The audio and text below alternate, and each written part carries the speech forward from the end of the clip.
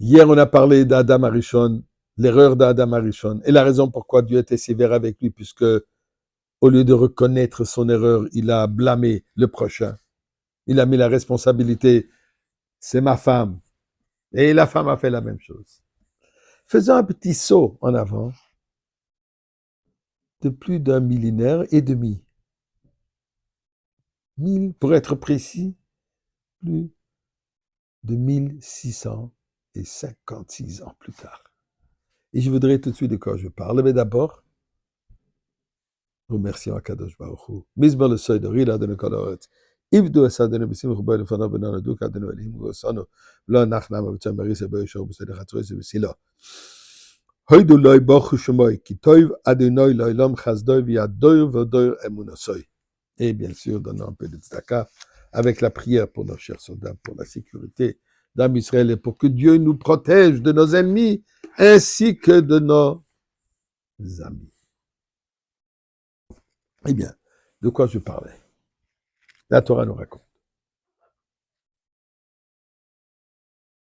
Après 1056 ans, après la création du monde, apparaît un individu au nom de Noach. La Torah l'appelle Ish Tzadik, injuste, différent de le reste de la société. Maintenant, à l'âge de 480 ans, Dieu lui dit, en bon québécois, il y en a marre. J'en peux plus de ces gens. Ils sont tous corrompus. Comme il dit les paroles, intéressant, comme c'est pertinent pour aujourd'hui. Excusez-moi une seconde pour retrouver le pasouk. Et Dieu dit, Vatishachet haaretz lefnei Elokim, vatimale haaretz Hamas. L'univers entier était rempli de Hamas. Hamas, ici, dans ce sens, ça veut dire du mensonge, du vol, de l'impureté, de l'inceste. Tout ce qui est corrompu. L'univers entier était rempli de cela. Et Dieu dit ça, d'où ça, c'est dû à quoi? Puisque l'être humain ne se comporte pas comme il se doit. Alors Dieu dit, écoute, je vais tout détruire.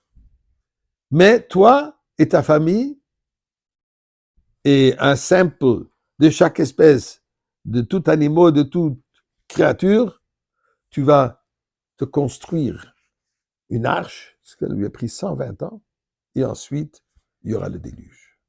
Donc, maintenant, Noach, à l'âge de 600 ans, un petit jeune, le déluge commence. Est-ce que Dieu n'a pas pu trouver une manière un peu plus simple pour détruire le monde? Il aurait peut-être amener un virus de quelque part. Plusieurs virus. Ben, il va voir tous ces drames, toute cette production. Construire l'arche qui a pris 120 ans, pendant 40 jours et 40 nuits, la pluie qui tombait. Ensuite, Noach est resté pendant un an entier dans cette belle croisière. Pourquoi tout ces drames? Eh bien, la réponse, elle est dans le chiffre 40.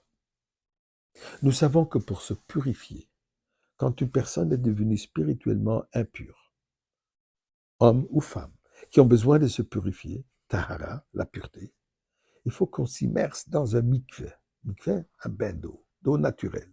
La quantité d'eau nécessaire, minimum, de mikveh est 40 sa'a. Sa'a, c'est une mesure talmudique qui correspond à 454 litres ou 120 gallons environ.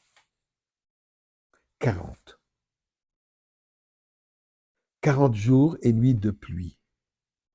Le chiffre 40 qui représente une transformation d'un état d'être à un autre état d'être. Dans ce cas, l'état d'impureté du monde pour qu'il se devienne purifié.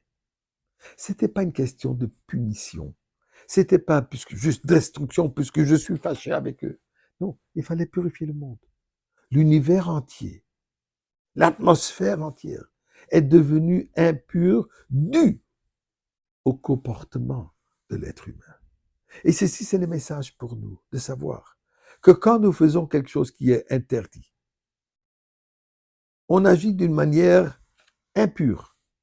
C'est pas seulement soi-même qu'on affecte. On affecte tout l'univers.